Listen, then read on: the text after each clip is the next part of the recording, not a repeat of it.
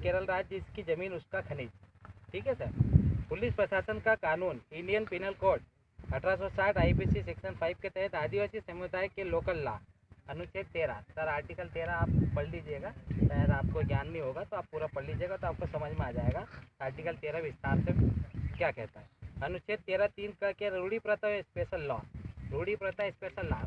Sir जो अभी आप हमको बोल रहे थे कोर्ट जाइए, तो जो रूढ़ी प्रथा है ना सर, ये जो ग्राम सभा बैठी है ना, यही रूढ़ी प्रथा है और इसी को स्पेशल लॉ बोलते हैं। जिस प्रकार यहाँ पर कहा गया है कि वेदांता जजमेंट, ना लोकसभा ना विधानसभा है, ठीक है ना सर। तो हमारा स्पेशल लॉ है, हम निर्णय करेंगे कि हमारी ज़मीन पर कौन रहेगा कौन नहीं रहेगा।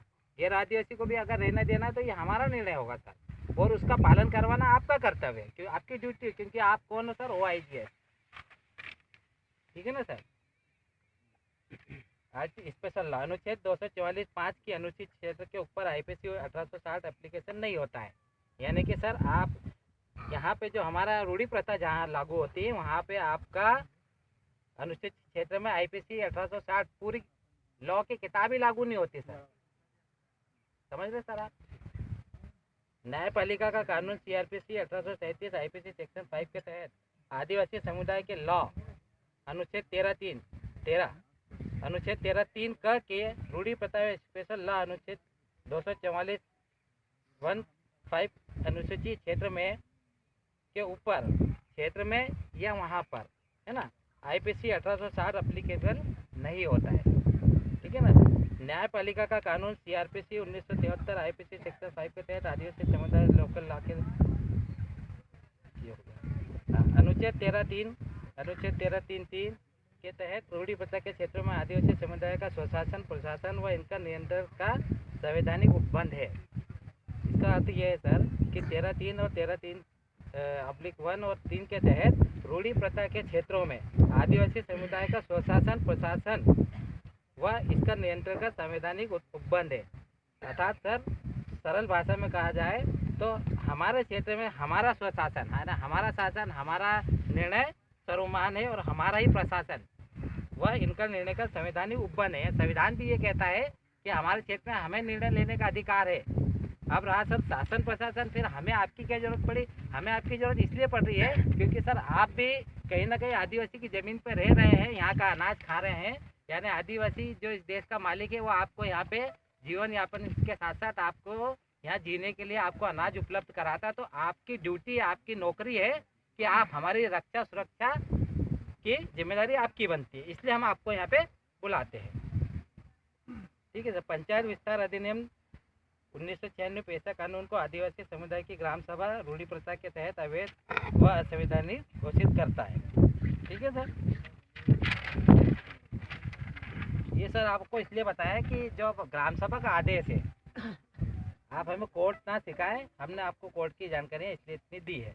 अब आदेश जो है सर ये है कि विषय कैलाश पिता गलिया की ज़मीन खसरा नंबर 150A/2/A 150A/2/2 150A/4 का सीमांकन करने बाबत सविनय निवेदन है कि महोदय जी कैलाश पिता गलिया की ज़मीन के खसरा नंबर 150(1/2/1 150(1/2/2 150(1/4) जमीन का सीमांकन कर 15 दिवस में ग्राम सभा के समक्ष प्रस्तुत करें।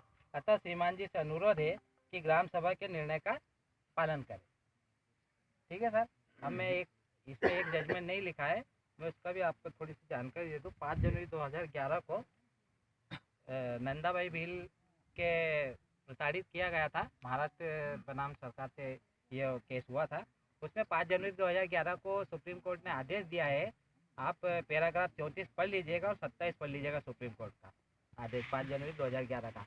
उसमें स्पष्ट लिखा है कि 92% यानी 92% यहाँ पे जो जनता निवास करी वो नागरिक है इस देश की, और सब क्या है सर यहाँ पे शरणार्थी है यानी कि बाहर से आए हुए लोग हैं, और 8% जो मूल आदिवासी है वो यहाँ के मूल बीज है। मूल बीज का मतलब होता है सर यहाँ के मूल मालिक है।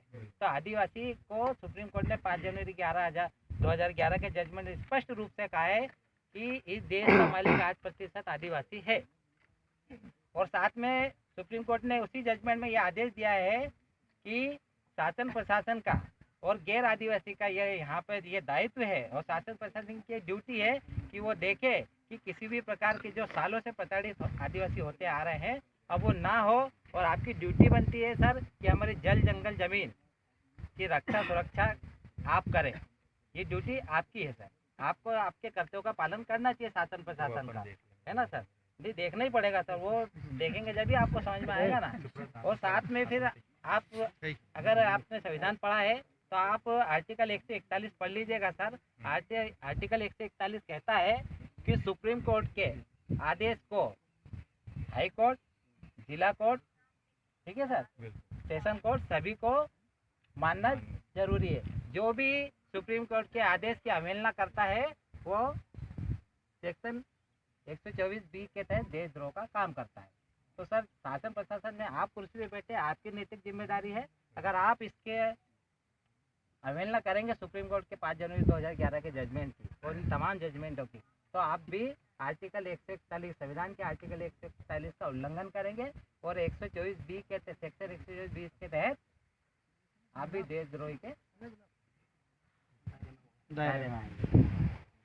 ये जो आपने जो दिया है इसमें मैं चूँकि सीमांकन का मूल अधिकार जो रहता है तहसीलदार का रहता है, तहसीलदार को मैं आदेशित कर दूंगा और इसमें चूँकि जो कार्रवाई रहेगी सीमांकन के संबंध में या जो सर ये 15 दिन का आपके पास समय है, 15 दिन में अगर नहीं होता तो हम ग्राम सभा आपके लिए महू में, क्योंकि यहाँ पे ऑफिस तो है नहीं सर ग्राम सभा से बड़ा कोई ऑफिस ही नहीं। मैंने अभी आपको पढ़ के बताया ना सर, आपका ऑफिस जहाँ हम बैठे ना वहाँ आपकी ड्यूटी है, वहाँ आपका ऑफिस। मैं इसमें मार्क कर रहा हूँ, नहीं आप इस पे दीजिए, आप जरा रुकिए और ज्ञापन दे रहे हैं तो नहीं ज्ञापन नहीं दे रहे सर, आप पहले सुनिए, ये आदेश है ग्राम सभा का। ये आपने आदेश दिया, ये हम आप नागरिक नहीं जो हम आपको ज्ञापन देंगे, हम मालिक है, नागरिक आप हो, हम आपको आदेश देंगे।